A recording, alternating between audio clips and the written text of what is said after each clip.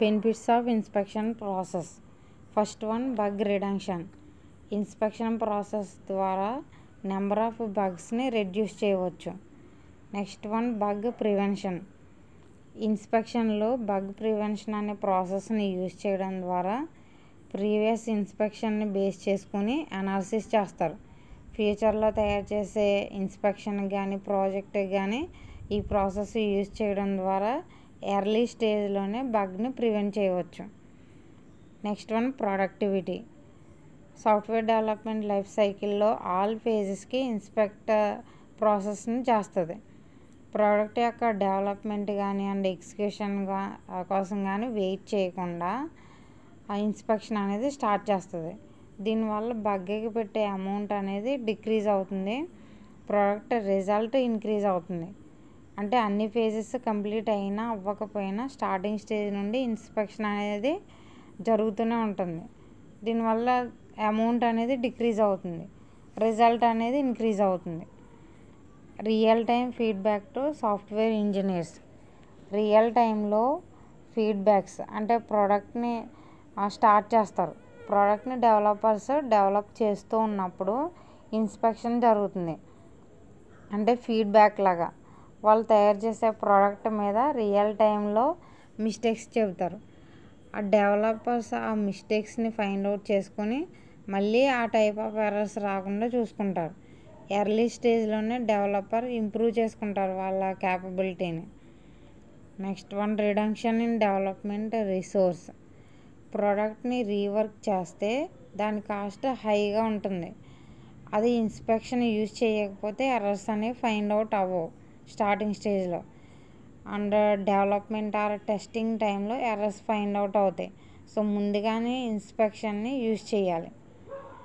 Next, quality improvement. మనకు తెలుసు number of times testing చేయడం ద్వారా క్వాలిటీ ఇంప్రూవ్ అవుతుంది. అంటే ఫస్ట్ టైం దాన్ని టెస్ట్ చేసాం ప్రాజెక్ట్ని, దాంట్లో ఎర్రర్స్ ఫైండ్ అవుట్ కాకపోవచ్చు, సెకండ్ టైం అవ్వకపోవచ్చు. అలా రిపీటెడ్గా నెంబర్ ఆఫ్ టైమ్స్ మనం ప్రాజెక్ట్ని టెస్ట్ చేయడం ద్వారా దాంట్లో ఉండే ఎర్రర్స్ ఫైండ్ అవుట్ అవుతాయి. సో క్వాలిటీ ప్రోడక్ట్ అనేది ఇంప్రూవ్ అవుతుంది.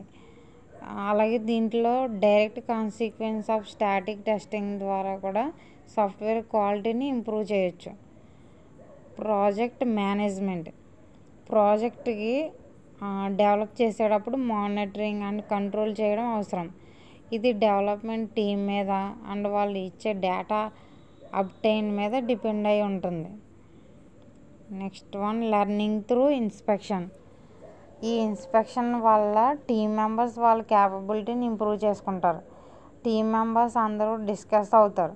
వాళ్ళకి వచ్చే వేరియస్ టైప్స్ ఆఫ్ ఎర్రర్స్ కానీ బగ్స్ని కానీ అండ్ బగ్స్ రీజన్ని, ఎందుకు బగ్ అక్కర్ అవుతుంది అనేది వాళ్ళు తెలుసుకుంటారు గ్రూప్ డిస్కషన్ ద్వారా. సో నెక్స్ట్ ప్రాసెస్ ఇంప్రూవ్మెంట్లో ఇక్కడ వచ్చిన బగ్స్ని అనాలిసిస్ చేసుకొని వాటిని సాల్వ్ చేసుకుంటారు. ఫ్రీక్వెంట్గా ఏ ప్లేస్లో ఎర్రర్స్ వస్తున్నాయి అనేదాన్ని ఇన్స్పెక్షన్ టీమ్ మెంబర్స్ అనేవాళ్ళు డన్ చేస్తారు. మాడ్యూల్ నేమ్లో module A, module B, module C and వాళ్ళకి ఎర్రర్ డెన్సిటీ అంటే 23, 13, 45 అని వాటి ఎర్రర్స్ యొక్క counting. Distribution of error type అంటే ఇక్కడ డిజైన్లో బగ్స్ రావచ్చు, ఇంటర్ఫేస్లో బగ్స్ రావచ్చు, కోడ్లో బగ్స్ రావచ్చు. అవి నెంబర్ ఆఫ్ ఎర్రర్స్ కౌంటింగ్ ఇది 78, 45, 12 అని. బగ్ టైప్ డిస్ట్రిబ్యూషన్ అనేది ఇది పర్సంటేజ్ నెంబర్ ఆఫ్ బగ్ ఎర్రర్స్తో క్యాలిక్యులేట్ చేస్తే 57.8, అలాగే 33.4. Code bugs number of errors 12 అయితే దాని పర్సంటేజ్ 8.8.